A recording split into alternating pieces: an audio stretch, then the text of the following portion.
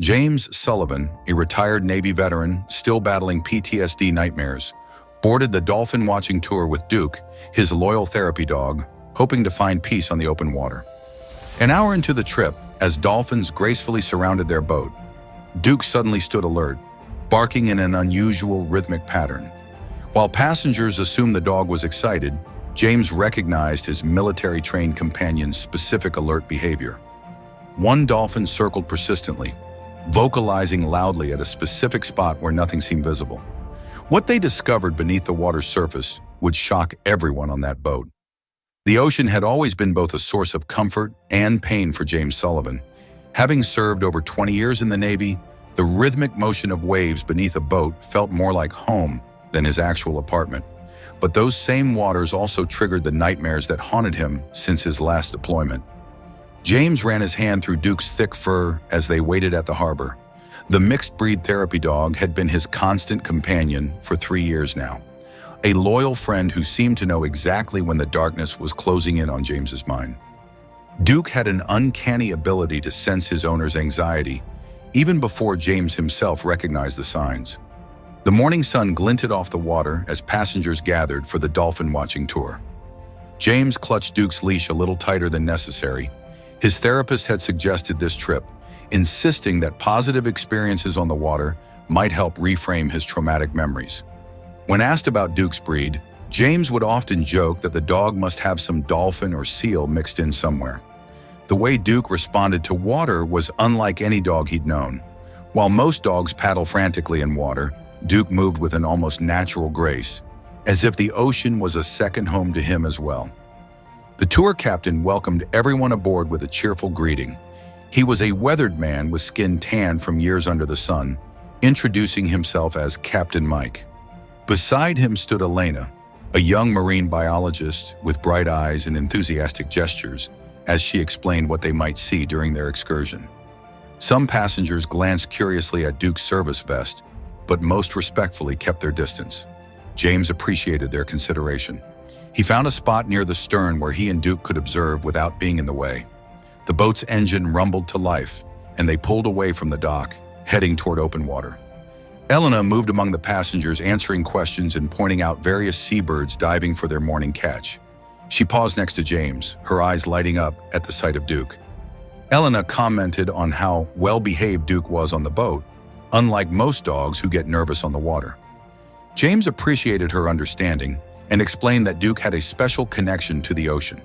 She seemed genuinely interested in their story, and James found himself sharing more than he typically would with a stranger. For the first hour, James felt the tension in his shoulders slowly unwinding. The gentle rocking of the boat, the spray of salt water, the distant horizon, all combined to create a sense of peace he hadn't experienced in months. Duke lay contently at his feet, occasionally lifting his head to sniff the sea air. Captain Mike announced they were approaching a known dolphin habitat. Elena directed everyone's attention to subtle ripples in the water, explaining how to spot dolphin movement. The anticipation among the passengers was palpable as cameras were readied. Then came the moment everyone had been waiting for. A sleek gray form broke the surface, followed by another and another. A pod of bottlenose dolphins had decided to grace them with their presence. They swam alongside the boat, some leaping playfully in the wake. Passengers crowded the railings, expressions of wonder on their faces. James watched Duke's reaction with interest. The dog's ears perked forward, his head tilting slightly as if listening to something beyond human hearing range. James had seen this focused attention before during Duke's training exercises, but never in response to wildlife. One dolphin in particular seemed to take interest in their boat. It swam closer than the others, emitting a series of clicks and whistles. That's when Duke's behavior suddenly changed. The therapy dog stood up, his body rigid and alert. His tail, usually wagging in friendly situations, was now stiff as a rudder. Duke began to bark. Not the excited bark of a dog seeing something interesting, but a deliberate, patterned sound that James recognized from their time together during his service. Short, measured barks in a specific rhythm. Other passengers turned to look, some smiling at what they assumed was a dog excited by dolphins. Elena suggested as much with a friendly grin, but James knew better. This was Duke's alert signal, a behavior specifically trained to indicate something that required immediate attention. The dolphin's behavior shifted as well. While the rest of the pod continued their playful swimming, this one dolphin began circling repeatedly in the same area, about 50 yards from the boat. Its vocalizations grew louder, more insistent. The creature would dive, resurface, and emit more sounds, almost as if trying to communicate something specific. Duke's barking intensified. His focus wasn't on the dolphin itself, but fixed on a particular patch of water where nothing was visibly happening. The intensity in the dog's eyes told James everything he needed to know. James approached Captain Mike, explaining that Duke had been specially trained during his naval service to detect anomalies and patterns. Underwater disturbances, unusual sounds, anything out of the ordinary. The dog was trying to alert them to something. The captain appeared skeptical but respectful of James's military background. After a moment's consideration, he nodded and adjusted course toward the area Duke was focused on. Elena continued her dolphin presentation to maintain the tour experience for the other passengers, though many were now watching the unusual drama unfolding between the dog, the dolphin, and the veteran. As they moved closer, the dolphin's actions became increasingly frantic.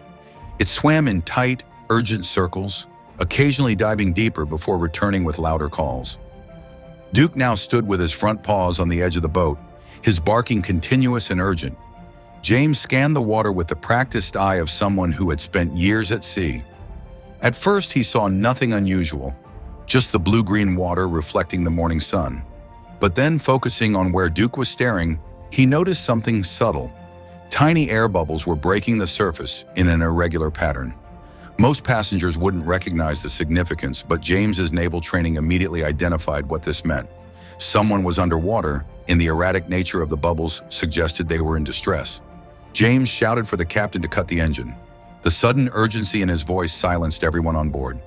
As the boat drifted to a stop, James quickly explained what he was seeing, the telltale signs of a diver in trouble. Elena immediately used the radio to call the Coast Guard, reporting their position and the potential emergency. The captain prepared emergency equipment, pulling out life preservers and a first aid kit. The atmosphere on the boat transformed from tourist excitement to focused concern. James, despite his own trauma with water, was already removing his jacket, prepared to dive in and investigate. His training wouldn't allow him to stand by if someone needed help. But before he could act, another passenger stepped forward. The man introduced himself as an off-duty rescue diver who happened to be on vacation.